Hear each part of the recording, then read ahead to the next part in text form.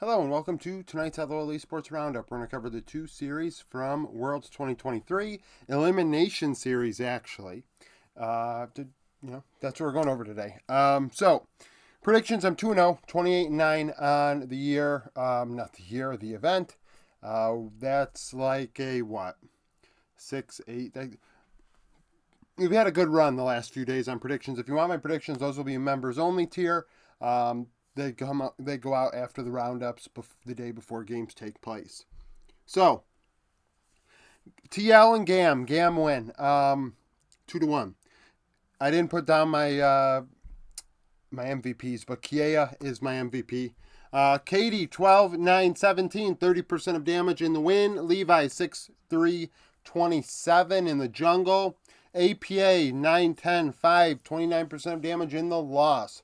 So, Game 2 was TL's win. Pioshik gets on Kindred, and he goes off. Now, obviously, that's his signature champion, hence his name. I believe it is Kindred in Korean. He just dominated, honestly. He went bot side, made something happen, went top side, made something happen. Summit got the better of Kiea outright in that one. However, in the other two games, GAM really were competitive. Obviously, they won. But Game 3 was a blowout. Game 1, much closer, but I thought Kiea's Rumble was the difference. It was excellent. Very good Rumble play, actually, in general today, as carry-oriented top laners are given an opportunity after what felt like a split of bruisers or even a season of bruisers. Pioshik unable to really keep up with Levi in this one. He had a positive KDA. Really, throughout this entire tournament, I'd say that Pioshik made a case to be able to go back to the LCK. Of course, he did miss a smite in this one, and Levi stole a Baron, which seems to be Pioshik's bread and butter, losing objectives. Mid lane, APA solo killed Katie at one point. I thought Katie on the DiStefano was very good. Found good opportunities to get to the side lane, take turrets. Obviously, I've said before, DiStefano is one of my preferred mid lane champions. I've said that a few times, actually. Bot side of the rift, there were moments where Ian and Core JJ looked good, but then got kind of squashed. Slater and Pallet actually played very well in the 2v2, and that was a competitive 2v2 to really consider, given that Ian may be the worst AD carry at this tournament, or was at this tournament. Hence was. I mean, TL and BDS are going home. Frankly, Kiea really did well into Summit. Summit died a ton in this series. Game 3, I think, going 0-5-1 on Jax. That's kind of the nature of Summit. He's coin flipping top lane, like the shy light, if you will. And then when it comes to, them losing, I wouldn't even consider this an upset, really. I thought it was going to happen.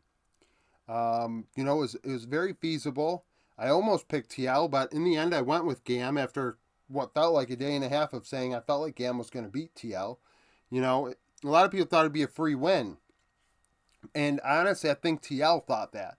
And GAM came in here and they said, absolutely not. We are not going home right now.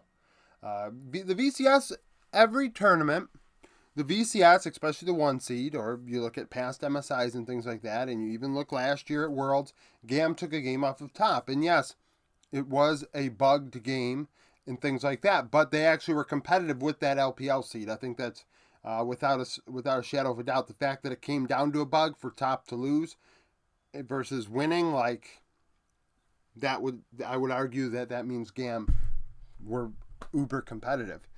So the VCS finds ways to win against major region teams, like Team Wales beat BDS at play-in. So to see this happen, not a shock. Now, are GAM going to go on some crazy run? Probably not, but they got, something, right? D plus BDS. D plus win 2-0. Deft 838, 28% of damage. Kellen 2-1-16. So the bot lane went 10-4 and 24. Nuke 0-5-2, 28% of damage in the loss. Adam getting cute in top lane. Volibear and Olaf, and he got smoked. DiStefano was my MVP for game 1. Canyon for game 2. It's hard to choose which one overall. Could make a case for Showmaker as well, as Nico in game 1 was excellent. But Kana really took it to Adam. Game 1, he solo killed the Volibear on the Rumble, which I do think is Rumble favored. But the fact of the matter is he did that, and he was up like 35 CS at 15 minutes. Showmaker had went bot side, made things happen. Got Deft and Kellen ahead big time on the Caitlyn Lux. And frankly, BDS had no answers. Crowny kind of just like got some kills, but didn't make much of a difference. And Nuke couldn't keep up with the Showmaker as he went to the side lanes. Game 2, Canyon really stood out, solo killing Sheo at one point on the Lee Sin. Canyon showcasing, hey, I am one of the best in the world. Just remember that. Don't forget. And BDS go home. Now, the thing is, we knew that BDS were a team that relied on the Gods champs in top lane. And obviously, the Riot marketed that, and BDS took advantage of it. And Adam playing Garen and Darius and Olaf and Sion in top lane, you know, that's his thing, playing weird stuff. But he can't play meta. And then he plays some weird stuff like Volibear and Olaf, and Kana's like, absolutely not. And if Kana is saying absolutely not, you know, you can see that Adam is a little bit out of his league at this event. So, you know, was anybody on BDS getting to world class status? I think Nuke at times in this in this 3-game set and even in play-ins, I thought he looked very good. Adam on regular champions, you know. So, I mean, I'm not talking about as much about this one as that one. This one was just so one-sided, very slow as well. Game 2, D+1 with 8 kills. Very standard D+, very reminiscent of Brion. They brought out their inner Brion in that one and said, we're going to slowly choke you out and win. And that's what they did. Like, it was an LCK Classic.